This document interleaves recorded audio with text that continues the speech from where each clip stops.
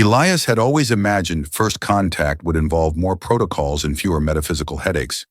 His vessel, the Meridian, had been drifting through charted space for 3 months when the nebula appeared on his scanners, like a bruise spreading across the cosmos. It shouldn't have been there. According to every star map humanity had compiled over 2 centuries of exploration, that sector contained nothing but empty void and the occasional hydrogen cloud. Yet there it was, swirling with colors that made his instruments hiccup and display error messages in fonts he didn't know the computer possessed. The decision to investigate had been easy. Elias was alone. His mission was already a failure. He'd been searching for habitable worlds and found nothing but lifeless rocks. And his career back on Earth was approximately as promising as a black hole's event horizon. What did he have to lose? So he'd angled the Meridian toward the impossible nebula and watched his radiation shields light up like a festival as he pushed through the outer layers. The world inside had been a shock, not a gas giant or a dead moon, but a planet with actual breathable atmosphere, continents of crystal that refracted the light of 3 distant suns into rainbows that painted the sky. And rising from the largest crystalline plane, visible even from orbit, was the temple. It looked like someone had carved a cathedral from a piece of night sky and forgotten to add windows. Landing had been surprisingly smooth. The temple's gravitational field had practically grabbed the Meridian and set it down with more grace than Elias had ever managed on his own. He'd sat in the cockpit for 20 minutes, running every scan he could think of, before accepting that, yes, this was real, and no, his instruments couldn't explain half of what they were detecting. The welcoming committee had arrived before he'd finished putting on his environmental suit. Turned out he didn't need it. The air was compatible, though it tasted faintly of ozone and something sweet he couldn't identify. The guards, if that's what they were, stood silently in armor that seemed to shift and breathe. They didn't speak, but somehow made it clear he should follow. Elias had grabbed his translator unit and a sample kit, because even when meeting an alien civilization, a xenobiologist's instincts die hard. The temple's interior had made his head hurt within the first 5 minutes. Corridors stretched longer than they should, turning corners that mathematics insisted were impossible. He tried to map their route on his handheld and watched the device draw a path that looped through itself in 4 dimensions. Gravity was more of a suggestion here than a law. Twice he'd found himself walking on walls without noticing the transition, and once he'd looked up to see another group walking on the ceiling as casually as if down were a matter of personal preference. They passed other beings, humanoid mostly, with skin in shades that ranged from deep violet to pale silver. All of them had those distinctive ears, elongated and elegant, that swiveled slightly as he passed, tracking sounds he couldn't hear. Some wore robes that seemed woven from starlight. Others were dressed in practical garments that still managed to look ceremonial. A few nodded at him. One, who appeared to be carrying a stack of tablets that floated obediently behind her, gave him a look of profound sympathy that he found more unsettling than any alien hostility. The Great Hall, when they finally arrived, was large enough that weather patterns might form near the ceiling.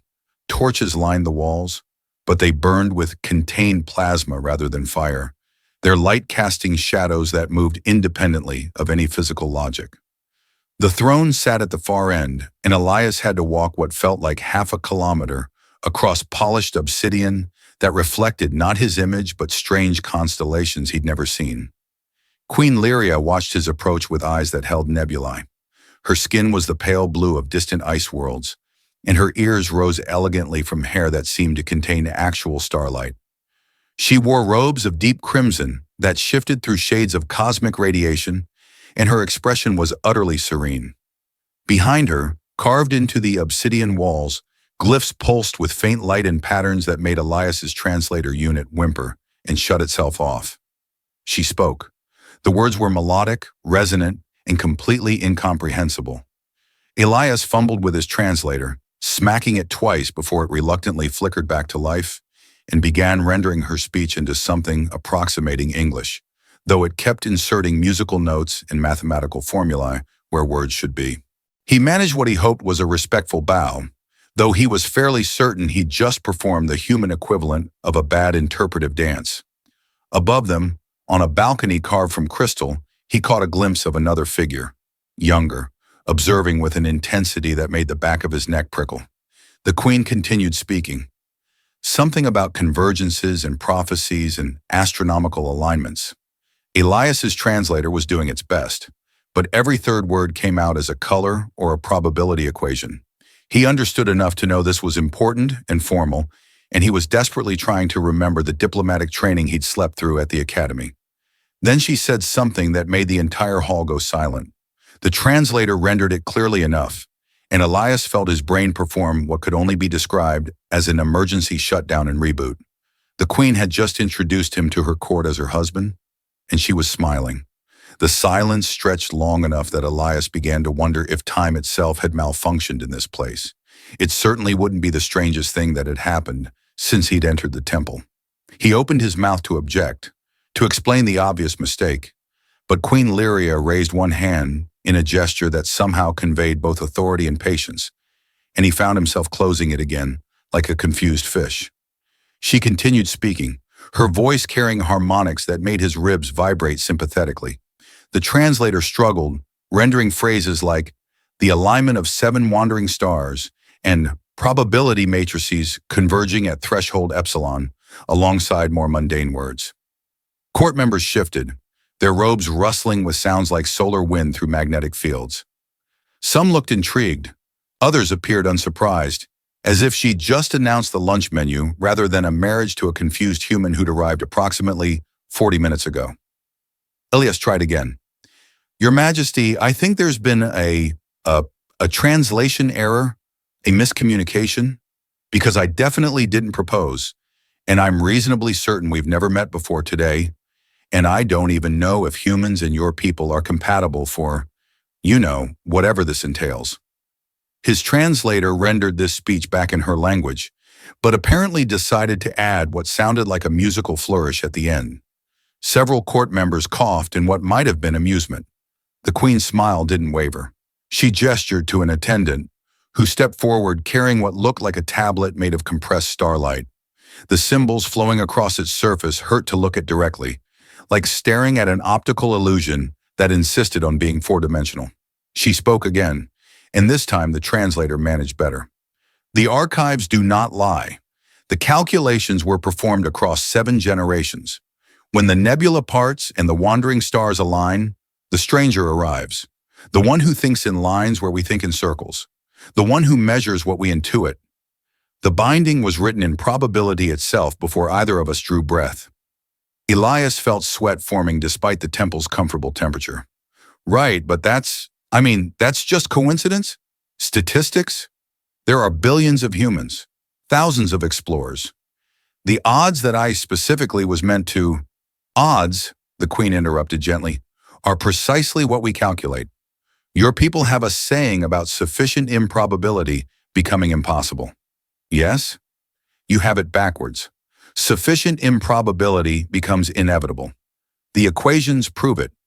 She nodded to another attendant, who brought forth something that looked like an astrolabe designed by someone who'd had a beautiful nightmare about quantum mechanics. A figure in scholarly robes stepped forward, elderly by the silver tone of his skin and the elaborate carving of his long ears.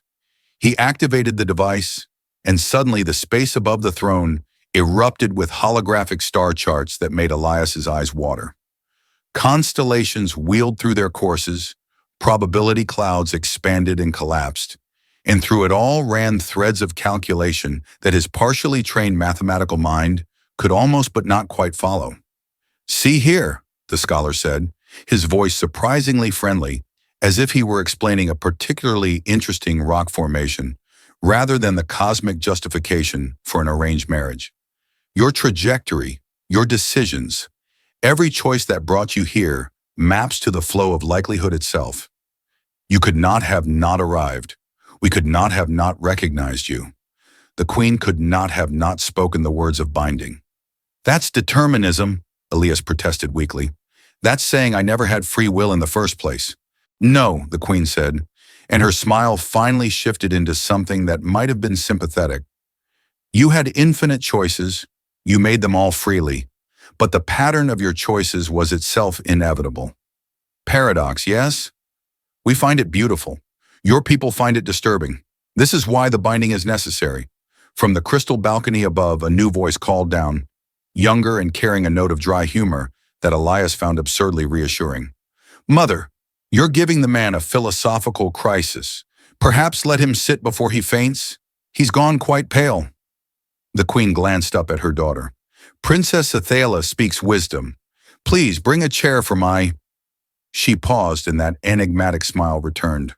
For Elias. A chair materialized. At least Elias was fairly certain it hadn't been there a moment ago, but his grasp on causality was becoming negotiable. He sat before his legs could make the decision for him.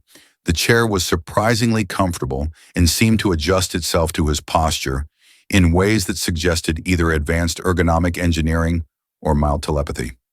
I don't suppose, Elias said, hearing the slightly hysterical edge in his own voice, that I could request a few days to process this? Maybe review the calculations myself. I'm a xenobiologist, not a mathematician, but I did take differential equations and I only failed twice. This produced actual laughter from several court members. The elderly scholar's face creased in what was definitely amusement. The human has humor even in crisis. The prophecies did not mention this, but it is welcome. The prophecies mention everything eventually, a voice muttered from somewhere in the assembly, just not in useful order. The queen rose from her throne, and Elias instinctively stood as well, though the chair tried to hold him down as if concerned for his well-being. She descended the steps with a grace that suggested she and gravity had come to a personal arrangement.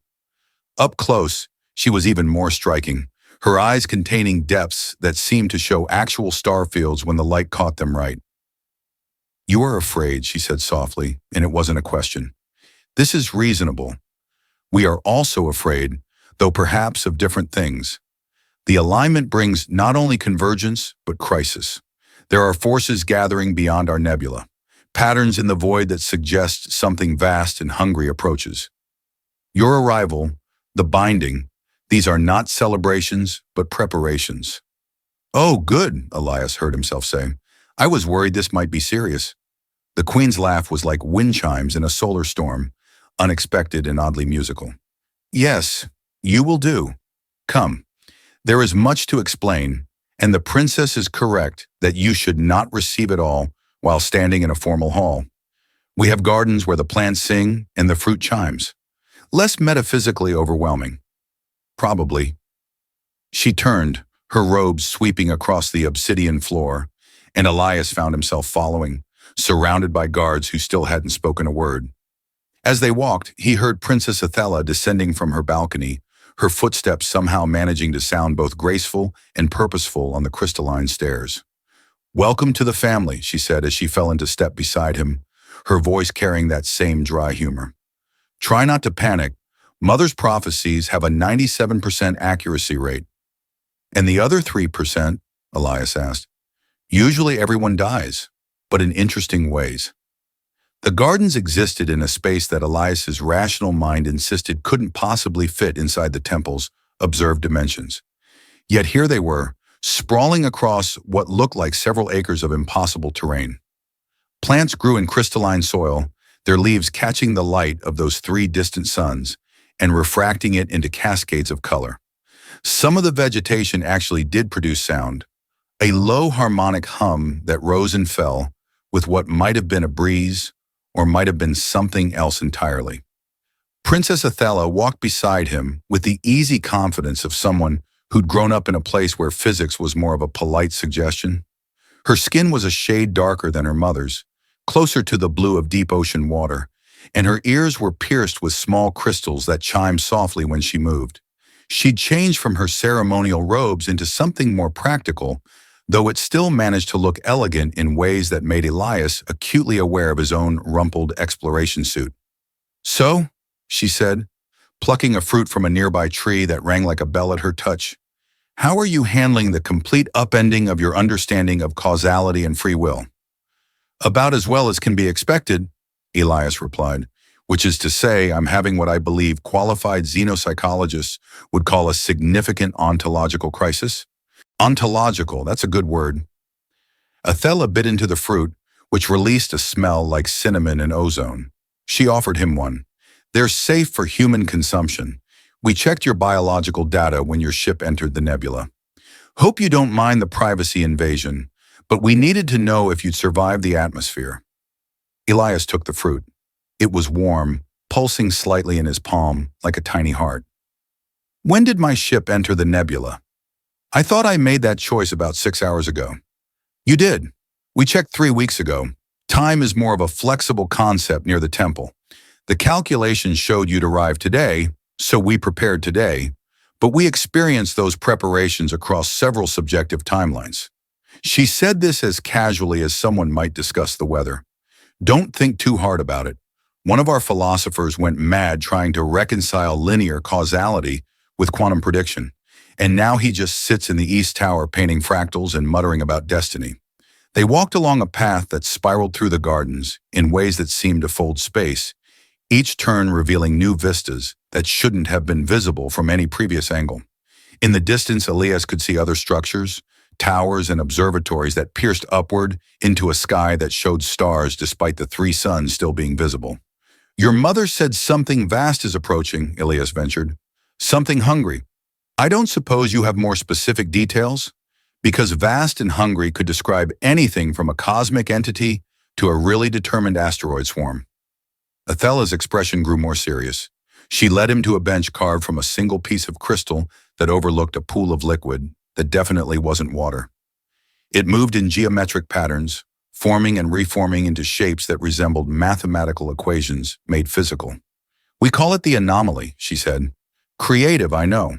Our poets are working on something better, but they keep having seizures when they try to compose verses about it. It appeared at the edge of our detection range approximately 7 orbital cycles ago. At first, we thought it was just a spatial distortion, maybe a collapsed star or a particularly aggressive dark matter formation. But then it started moving with purpose. She touched the surface of the pool and it responded, rising up into a 3-dimensional display that showed their nebula, their world, and beyond it, at the very edge of the projection, something that made Elias's stomach drop. It was a void, but not empty void. A void that seemed to consume the space around it, not through gravity, but through something else, something that made the surrounding stars flicker and fade like candles guttering out. It's eating space-time, Elias breathed. That shouldn't be possible. Welcome to the club of things that shouldn't be possible, Athela said. Population, everything in this temple. But yes, that's our working theory. It consumes not matter or energy, but the fundamental structure of reality itself. Leaves nothing behind, not even vacuum, just absence. Elias stared at the projection, his xenobiologist training warring with what he was seeing. And you think I can help with this because our methods of understanding the universe are intuitive, probabilistic, based on reading patterns in the flow of existence itself. We can predict it, track it, but we can't explain it in terms that would allow us to counter it. Your people, on the other hand, you think in equations. You break everything down into measurable components. You explain rather than intuit. She manipulated the pool again, and human physics notation began appearing alongside the alien calculations floating in the display. Separately, neither approach is sufficient. Together, though, we might understand it well enough to stop it, Elias finished. Or at least slow it down, maybe redirect it. Exactly. Mother's prophetic calculations showed this convergence years ago. The anomaly, your arrival, the binding, all of it mapped to the same probability nexus. She's been preparing for this since I was a child. Athela pulled back from the pool, and the display collapsed back into geometric ripples. The marriage declaration isn't romantic, it's functional, a symbolic, and we hope, metaphysically actual binding of different ways of perceiving reality. Elias rubbed his temples, feeling the beginnings of a headache that had nothing to do with the temple's atmospheric pressure. So no pressure, but the fate of your civilization rests on me, a guy who barely passed his doctoral defense and whose last expedition found nothing but disappointing rocks, successfully merging his primitive human physics with your advanced probability magic. More or less, yes, Athela grinned. Though I'd argue our approach is less magic and more extremely sophisticated science that your species hasn't discovered yet. No offense. None taken. At this point, my ego is the least of my concerns. He looked at her more carefully. What about you? What's your role in all this? Her expression shifted, becoming something more vulnerable. I'm the bridge, the one who has to learn both ways of thinking. Mother is too steeped in our traditional methods, too much a part of the old patterns. You're too purely human, too locked into your linear causality. I'm young enough to be flexible, old enough to have mastered our basic techniques. The prophecies suggest that the actual solution will come through me, synthesizing both approaches. That sounds like an enormous amount of pressure for one person. It is. I've been training my entire life for this without really understanding what this was until you showed up. She stood, brushing crystal dust from her robes. Want to see the observatory? It's where we track the anomaly. Also where Father used to work before he passed. Mother keeps it maintained exactly as he left it. She finds comfort in the calculations he never finished. They walk through more impossible architecture, the garden giving way to corridors where the walls displayed live feeds of distant galaxies. Other scholars pass them, some nodding respectfully to Athela, others giving Elias looks ranging from curiosity to outright skepticism. One elderly woman in robes covered with mathematical proofs stopped them briefly. So this is the prophesied one, she said, her long ears tilting forward as she studied Elias like a particularly interesting specimen. He looks remarkably ordinary. Thank you, Elias offered. It wasn't a compliment or an insult, merely an observation. The universe often hinges on the ordinary. Extraordinary individuals try to force outcomes. Ordinary ones adapt. She nodded to Athela. Your mother wishes to see you both at evening meal. She's preparing the traditional binding foods, which means the kitchen is experiencing localized temporal anomalies again. Should I be worried about that? Elias asked. Only if you're particularly attached to experiencing your dinner in chronological order, the woman replied, walking away still muttering about probability curves. Athela laughed, the sound echoing strangely in the corridor. Welcome to the family indeed. The observatory occupied the temple's highest tower, a space where the walls were transparent to wavelengths far beyond human visible spectrum. Elias could see layers of reality overlapping, stars that existed in multiple quantum states simultaneously. Galaxies folded through dimensions his mind couldn't properly parse. Equipment filled the room, some of it recognizably astronomical in function, other pieces that seemed to exist in superposition between scientific instrument and religious artifact. Athela's father had clearly been methodical. Star charts covered every available surface, annotated in flowing script that the translator rendered as a mix of mathematics and poetry. One wall held what appeared to be a probability engine, a device that tracked the evolution of countless possible futures, their branches spreading out like an infinite tree made of light and shadow. He was trying to find a pattern, Athela said, running her fingers along one of the charts. A way to predict not just that the anomaly would arrive, but why. He believed nothing in the universe acts without cause, even if that cause exists outside our normal understanding of causality. Elias approached the probability engine carefully, his scientific instincts warring with the overwhelming strangeness of it all. This tracks possible futures and possible pasts. Time isn't as linear as your people assume.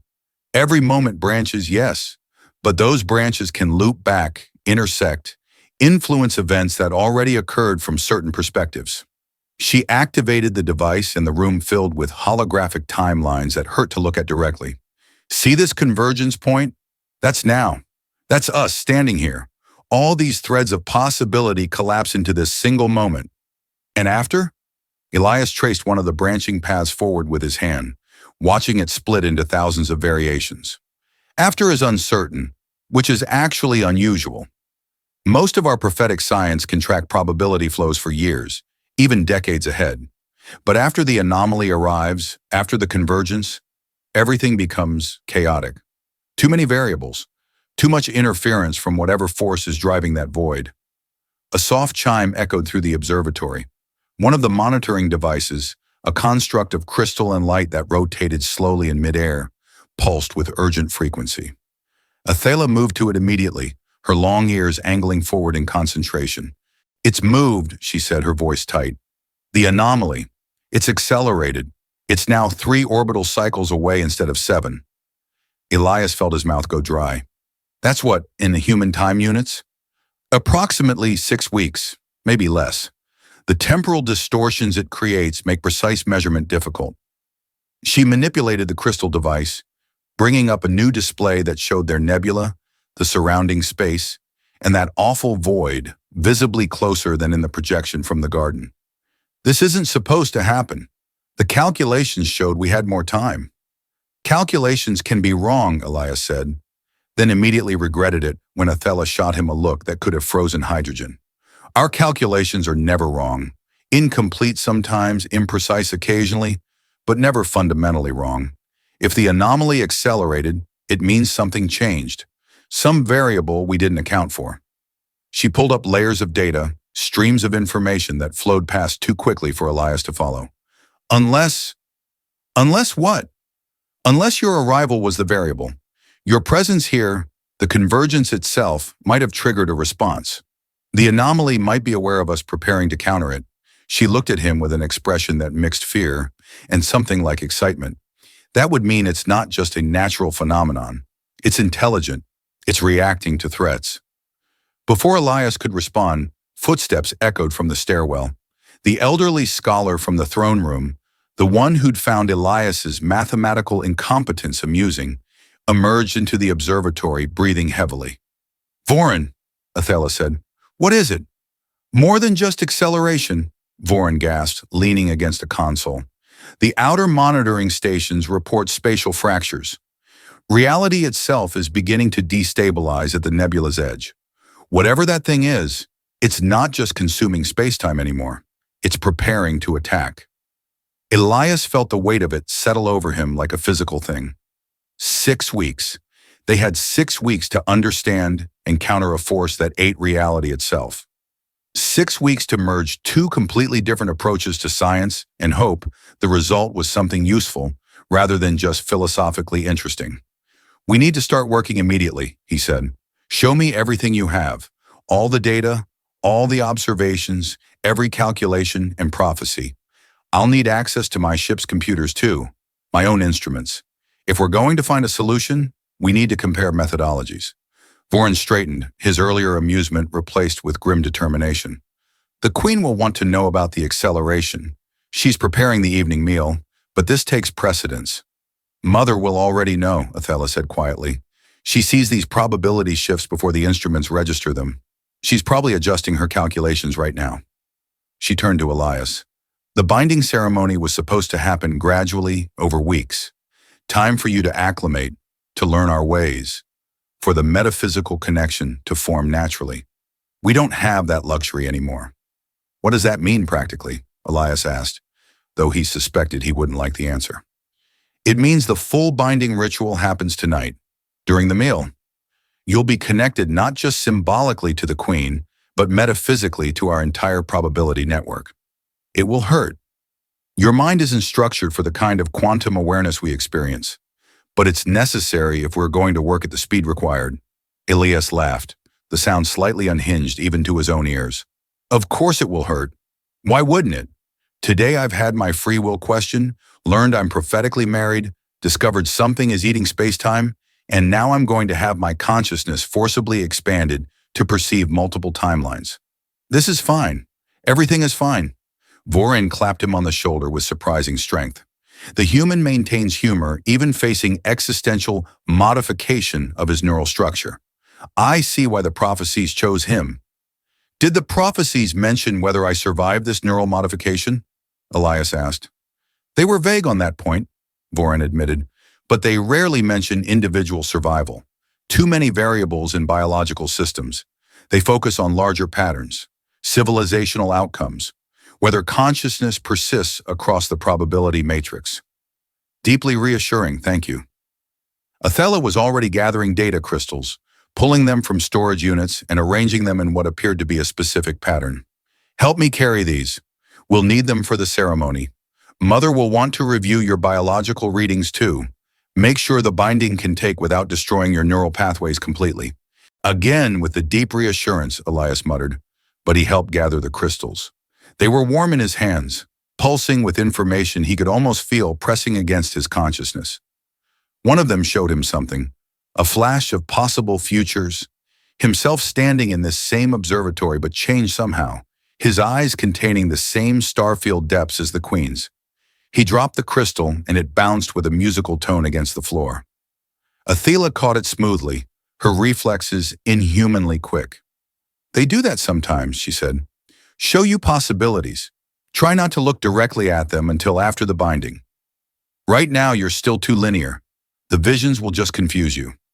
"Too late for that," Elias said, but he picked up more crystals carefully, avoiding their depths.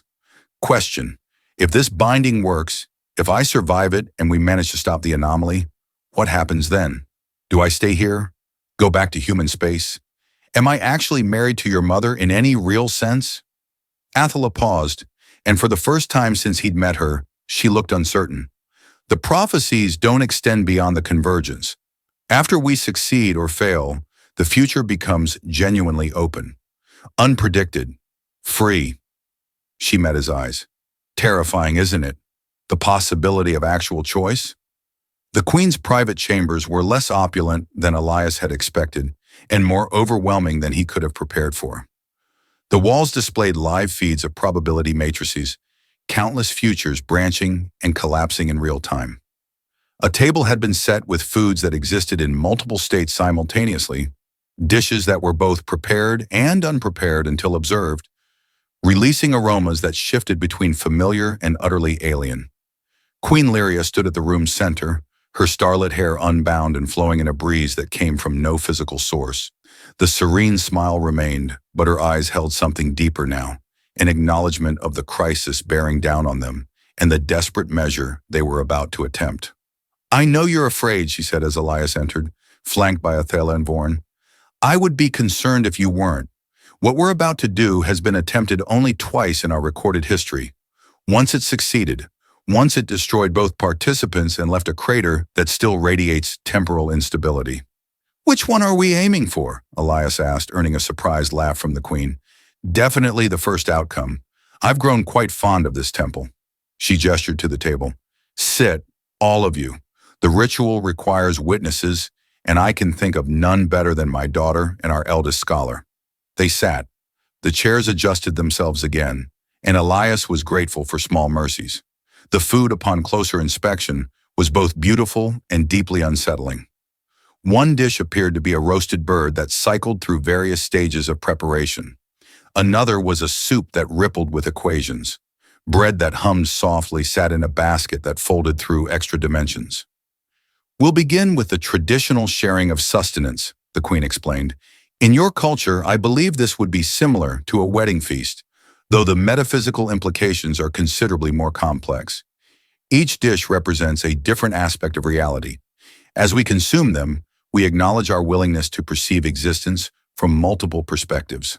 She offered Elias a fruit, one of the chiming ones from the garden. He took it, bit into it, tasted cinnamon and starlight, and something that felt like mathematics made flavor. The Queen took a matching fruit, their eyes meeting as they ate. "Now the binding word," she continued, and her voice shifted, gaining harmonics that made the air itself vibrate. The translator struggled, rendering the phrases as poetry crossed with quantum equations. Elias understood enough. She was describing the convergence, the necessity, the hope that by joining their different ways of understanding, they might find something greater than the sum of their parts. Athela placed a circlet on the table, woven from crystalline wire that pulsed with contained energy. "This is the physical anchor," she said quietly. "It will help stabilize your consciousness during the expansion. Without it, your neural pathways would likely collapse under the weight of simultaneous timeline perception." "Probably should have led with that information," Elias said, but he let her place the circlet on his head.